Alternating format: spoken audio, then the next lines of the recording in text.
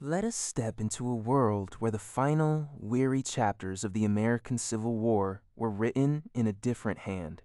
The year is 1865, but the spring does not bring surrender at Appomattox. Instead, a fragile, contentious peace settles over the continent, brokered by exhausted powers in a smoke-filled room in London. The Confederate States of America, against all odds, has secured its independence. Two nations now share the Mississippi, their borders not just lines on a map, but a deep, unhealed scar running through the heart of a continent. The divergence point is not a single cannonball or a dramatic charge, but a slow accumulation of pressure, like ice cracking on a pond. It is late in 10,800, and Tennedy, Flutter, weaningus gloach repeats of the word, datus charking convention. Lincus call endamani in the chote, writing me for torment. In the North, the Copperhead movement gains a terrifying final resonance. The phrase, a rich man's war and a poor man's fight, becomes a roar, not a whisper. Lincoln's re-election, already a cliff's edge affair, slips away. A brokered Democratic convention nominates a candidate promising immediate peace talks. Across the Atlantic, the British and French governments, long hovering on the brink of recognition, see their opening. Facing the prospect of endless war and a fractured electorate, a lame duck Lincoln administration, heartbroken and pragmatic, agrees to an armistice. The peace conference that follows is less a negotiation than a grim partition. By the spring of 1865, the United States of America and the Confederate States of America exist as separate sovereign entities. The Union flag has 35 stars. Confederate banner, the stainless banner with its bold red field and white star-studded cross, flies unchallenged from the Potomac to the Rio Grande. Picture the world that emerges from that London drawing room. It is a world of two capitals breathing down each other's necks. Washington, D.C. feels like a frontier garrison town, its unfished Capitol dome looking south with a defensive glare. Just across the silver ribbon of the Potomac, in Alexandria, Virginia, now a bustling Confederate port of entry, new customs houses rise from red brick, their architecture an imitation of Greek revival, but somehow heavier, more entrenched. The air in Washington is sharp with the smell of coal smoke and anxiety. In Richmond, it is thick with the dust of new construction and the distant, ever-present scent of cured tobacco. The border is not a quiet line. It is a river of paperwork, of steamships being inspected, of railroad cars being shunted onto different gauge tracks. The sound of this new world is the clatter of typewriters in customs offices, the lowing of cattle being taxed at the Ohio River, and the mournful, echoing whistle of trains that now terminate their journeys fractured by sovereignty. And so, the great experiment begins. Two Americas diverging. The North, stripped of its southern market and burdened by war debt, turns inward with a furious industrialized energy. The Homestead Act pushes settlement westward with renewed desperation, a literal manifest destiny to outpace the southern rival. The railroads, no longer needing to debate a transcontinental route around slave states, drive straight west from Chicago, stitching the Great Plains to the Pacific with bands of steel and ambition. The economy, freed from the political drag of the slave power, accelerates into a pure, unadulterated capitalism. Labor unions grow stronger. Earlier, in the soot-choked cities of Pittsburgh and Cleveland, there is a hardness to the northern character now, a brittle pride forged in the humiliation of a war not lost, but abandoned. They speak of the schism and the Great Division, and their textbooks tell a story of a nation tragically severed by an unbridgeable moral and economic chasm. The South, however, does not find the peace it imagined. Independence is a gilded cage. The institution of slavery, the very cornerstone of its founding, becomes its millstone. The world is changing. Brazil clings to slavery, but the British Empire, the very power that helped midwife the Confederacy, is its most vehement abolitionist critic. Cotton is still king, but the king is growing poor. The soil of the Carolinas and Georgia is tired, bleeding its fertility into endless white fields. The dream of a Caribbean empire, of annexing Cuba and restarting the Atlantic slave trade, crashes against the reality of British naval supremacy and northern diplomatic hostility. Slavery does not end with a bang, but with a slow, strangulating decline.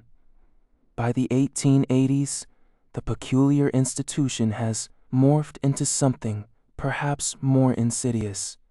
It is no longer purely chattel slavery as the 1850s knew it.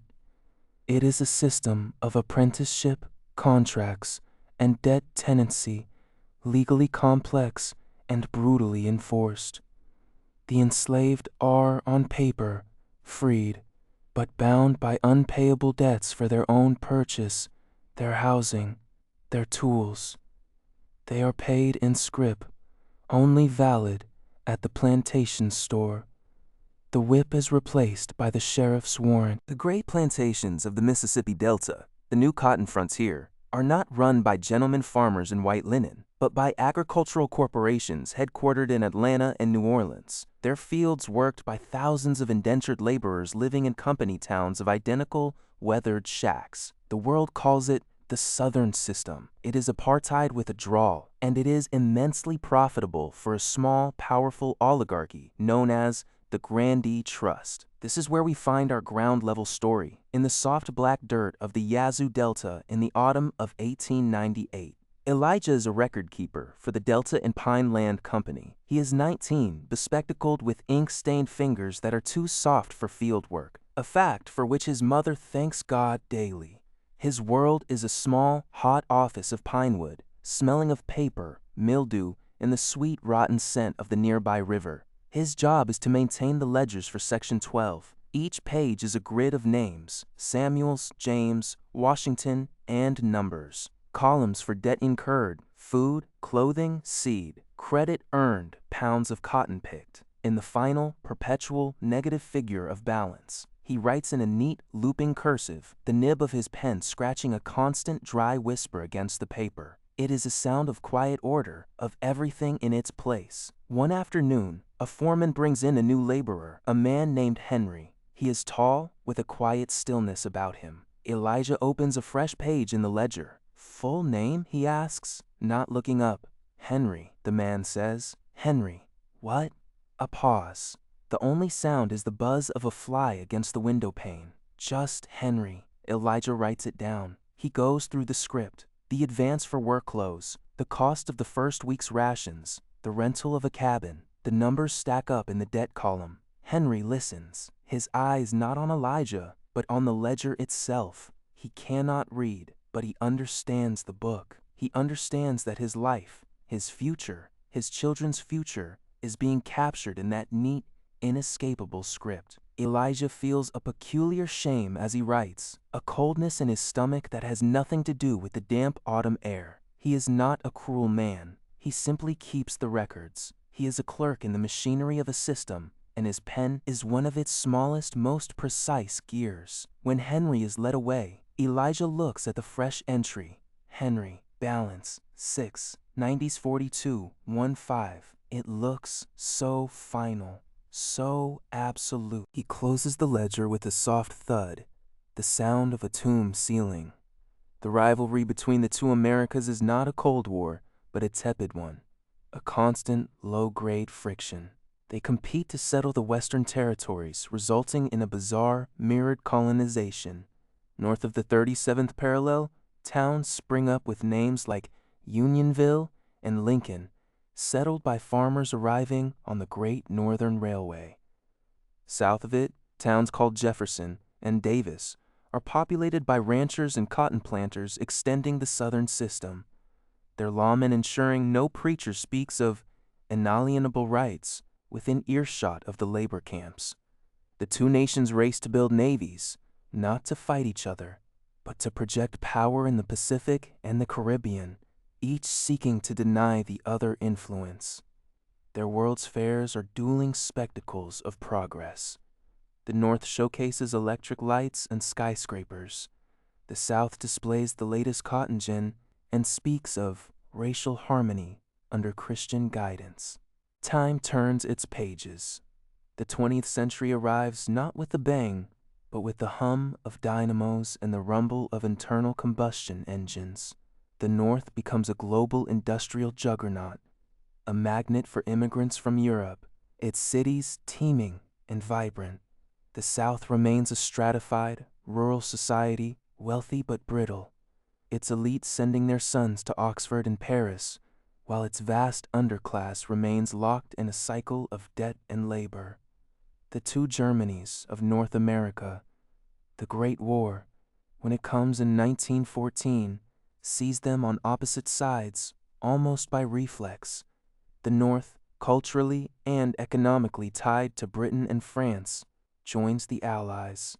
The Confederacy, seeking to break the British diplomatic blockade against its system and yearning for recognition, quietly favors the Central Powers, providing cotton, oil, and loans. They do not send armies to the trenches of Flanders, but their shadow war in the Atlantic, a war of contraband and blockade running, tightens the knot of mutual resentment. The North emerges from the war weary but powerful. The South is isolated, its economy in tatters as synthetic fabrics begin to undermine King Cotton. The 1920s and 30s are a study in contrast. Northern cities roar with jazz and flappers, a booming, if unequal, prosperity. The South is a quiet, simmering landscape. In the pine woods and the delta, whispers move like the soft wind. Labor organizers, both black and a handful of white dissidents, move cautiously. They speak not of revolution, but of contract renegotiation and fair accounting. The sermons in hidden churches speak of a promised land, not geographically, but morally. The system is cracking under its own weight and the pressure of a modernizing world that finds it abhorrent. Change, when it finally comes in the 1950s, does not come from war, but from a slow tide of light and information. It comes from transistor radios smuggled across the border, picking up clear channel signals from Chicago playing rock and roll. It comes from contraband newsreels showing the civil rights movements in Brazil and South Africa. It comes from the sheer, unsustainable economics of maintaining a vast police state to control a majority population. A younger generation of Southern white businessmen educated in the North or in Europe begins to see the system not as a sacred tradition, but as a barrier to investment, a stain blocking their entry into the global community. The pressure builds like a summer thunderhead, heavy and silent. In the spring of 1963, in the Confederate capital of Richmond, a compromise is hammered out in the grand halls of the Capitol, designed by Jefferson himself. It is called the Grand Reconciliation Act. It is not freedom, not as the North understands it. It is a complex, decade-long process of debt forgiveness, land allotments, and phased political inclusion. It is messy, unjust, and bitterly opposed by the old grandees. But it is the first irrevocable crack. The legal fiction of debt peonage is abolished. The border with the North becomes more porous.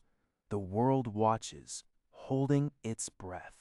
Elijah, our ledger keeper from the Delta, is an old man now, in 1970, living in a small, integrated suburb of Atlanta. He sits on his porch, the scent of magnolia in the air. His grandson, a young man with an afro and glasses, is studying law at the newly integrated University of Georgia. The boy talks passionately about the reconciliation courts and the slow work of justice. Elijah listens, and his mind drifts back to that Pinewood office, to the smell of mildew and ink, to the name Henry written in a ledger that no longer exists, its records purged in an official act of forgetting. He never knew what happened to Henry. He wonders if the man lived to see the first tentative signs of the change. He feels the weight of his own small, quiet role in that old world, not as a villain, but as a witness who kept the books. The past is not a foreign country to him. It is the very soil, both fertile and poisoned, from which this fragile present has grown. By the turn of the 21st century, the Confederate States of America still exists on maps. It is a federal republic, a flawed democracy with a deep racial and economic divide, a nation still wrestling with its foundational sin. But it is no longer a slave state. The border with the United States is open, marked only by signs and the occasional difference in accent. There is talk, always talk, of reunification, a continental compact. Some dream of it, others fear the loss of identity. It is a distant, shimmering possibility on the horizon, like a mirage. The two nations are siblings, separated in a bitter youth, who have lived vastly different lives. They share a language, a continent, and a history that is a tangled knot of what was, what might have been, and what, against all odds, finally came to pass. The moonlight of history falls differently on this North America. It illuminates not one triumphant arc, but two parallel paths, sometimes converging, often diverging, each casting long, intertwined shadows. The legacy of that London peace in 1865 is a continent forever conscious of its own fracture, a land where the idea of America is always plural, a question held in the soft wind that blows across the shared mighty river. The story is not one of heroes and villains, but of choices and consequences, of a wound that never fully healed, but slowly, slowly learned to scar over. It is a reminder that nations, like rivers, can fork, and the currents of time will carry them to vastly different seas. Thank you for exploring this alternate history with us. Elijah's porch was a quiet island in the evening. The suburb, carved from what had once been a Grandee's horse farm, was a tapestry of new sounds, the laughter of children playing in a mixed yard down the street, the distant purr of a car engine, the soft twang of a television from an open window. The air was thick with the perfume of magnolia and the damp, clean scent of recent rain. It was a world he could never have imagined as a young man in that airless office, his fingers stained with the ink of other men's debts. His grandson Thomas spoke with a fervor that both thrilled and unnerved him. The reconciliation court in Meridian ruled in favor of the plaintiff's granddad. They're forcing the Delta Company to open its books from the 30s actual forensic accounting. It's not just symbolism anymore. Elijah nodded slowly, the wicker chair creaking beneath him. Books, he echoed, the word tasting old in his mouth. They were everything, and they were nothing. A world built on columns of numbers. He looked out at the fireflies beginning their evening dance over the neat lawns. We thought the ledgers were permanent, stone tablets, but they were just paper. He remembered the day the order came to purge the old records. It was 1965, 2 years after the Grand Reconciliation Act. He had been working in the Atlanta headquarters of what was now called the Southern Agricultural Cooperative, a sanitized name for the old trust. A federal inspector, a new title, a Confederate federal inspector. had overseen the operation. They were to shred the labor ledgers prior to 1950, a necessary step for national healing. The man had said, his accent pure Richmond. Elijah, then nearing retirement, had been tasked with verifying the destruction. He watched as boxes containing thousands of names, thousands of lives, calcified into debt balances, were fed into a whirring industrial machine that spat out confetti. Henry, as balance, said 40 to Mointon 15. That page, along with all the others, had become a soft, meaningless snow. He had felt no relief, only a profound emptiness. The evidence was gone, but the memory of writing it, of being the instrument that made it real, was etched into his bones. "Did you ever?" Thomas began, then hesitated, a lawyer in training, choosing his words carefully. "Did you ever question it? Back then?" Elijah was silent for a long time. A moth tapped softly against the porch light. "Question?" He said the word as if examining a strange artifact. It was the air we breathed. The system was the weather. You don't question the rain for being wet.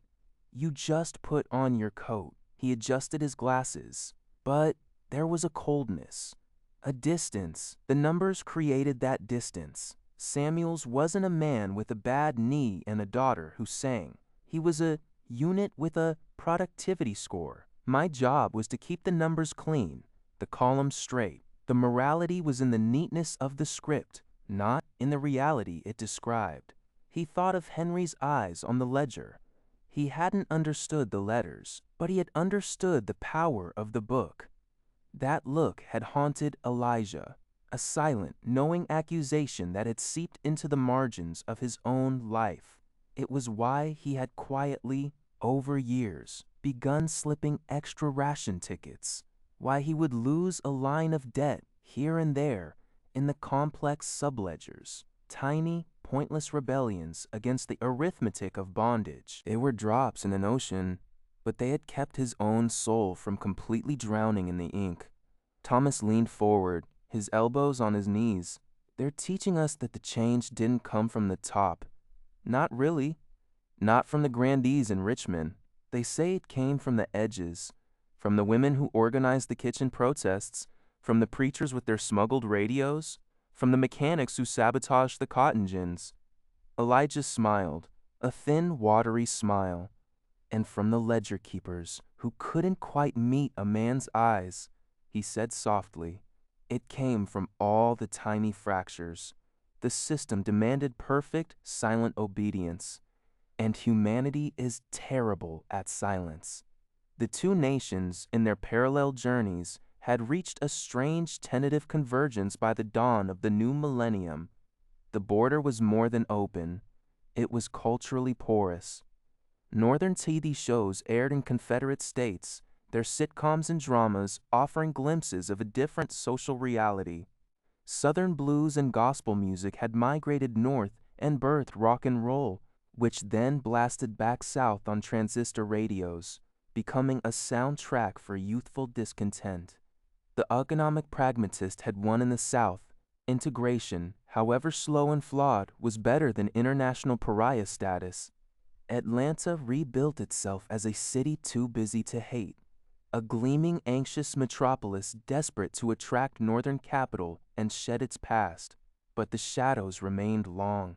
Driving through the countryside, one could still see the old architecture of division. The crumbling company towns now ghostly, the grand plantation houses turned into museums that told carefully curated stories, the stark economic line that often still fell along the old racial divide. The Confederate flag, now officially the battle flag of the Southern Republic, was seen by some as a symbol of heritage, by others as a banner of hate, and by the government as a diplomatic headache. The North, for its part, had its own myths of moral superiority, often ignoring the deep inequalities within its own bustling cities, the legacy of its own brutal industrialization, and the less formal but potent segregation that had arisen in its urban centers. The Continental Compact talks were a constant hum in the background of politics. For the North, reunification promised access to southern ports, resources, and a unified market. For the South, it offered final legitimacy, a chance to fully share in the Northern economic miracle, and an escape from the burden of history. But the obstacles were immense. How would the two legal systems merge? What would become of the Confederate dollar? Would there be reparations? How many stars would be on the new flag? The debates were dry, technical, and emotionally charged. For every former Union State senator dreaming of a single nation from sea to shining sea, there was a Confederate congressman warning of cultural annihilation, of being swallowed by the Yankee colossus. Elijah, in his final years, watched it all with a weary clarity. He had lived through the system, through its unraveling, and now saw the hesitant groping towards something new. He sometimes took the high-speed train from Atlanta to Washington, D.C. The journey, which once would have involved hours at a fortified border checkpoint, was now seamless. As the train glided over the Potomac, he would look out at the two capitals facing each other. Washington's monuments, proud and pointed, Richmond's skyline, visible in the distance, a mix of old Greek revival and new glass towers. Two visions of America, forever in dialogue, forever in tension. On one such trip, he visited the National Museum of American History in Washington. There, in a section titled The Divided Decade, 1855-1865, he saw a copy of the Treaty of London. The vitrine held the very document that had made his world. The ink was faded, the signatures a collection of forgotten names. It looked so fragile, so ordinary.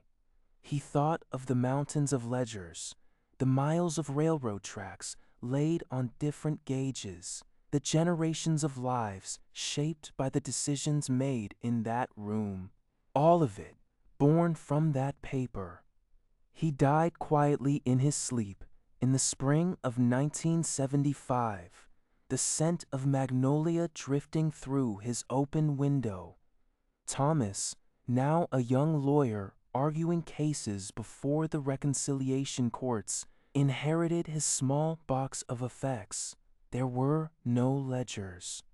There was only a faded photograph of Elijah's parents, his old spectacles, and a single blank sheet of high-quality ledger paper, yellowed with age, its faint blue lines perfectly straight. On the back, in Elijah's careful now shaky hand, was written, "For Thomas, may your columns always add up to justice." By the time Thomas was an old man himself, the world had changed again. The digital age had rendered paper ledgers obsolete, and with them, perhaps, some of the opacity they provided. Transparency was the new creed, however imperfectly practiced. The Confederate States and the United States were formal allies, partners in a North American economic union. They fielded a joint hockey team in the Winter Olympics. Yet, they remained separate. The dream of reunification had not died, but it had evolved into a different vision. A European-style union, a continental alliance that respected distinct identities but pooled sovereignty for common goals. It was a practical, unsatisfying, and perhaps enduring solution. The mighty Mississippi, the old scar that had become a suture line, flowed on. Barges from St. Louis, now a bustling neutral port, flew both flags. The river didn't care for borders. It followed its own ancient logic, carrying the silt of the continent southward, a constant, muddy reminder of a shared geography.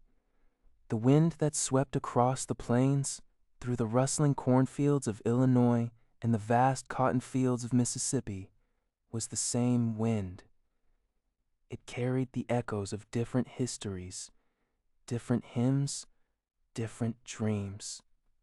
It was a soft, persistent wind, patient over the deep, slow time of the land, whispering a fracture and a flow of the indelible fact that nothing, no border, no ledger, no treaty, ever truly stands still against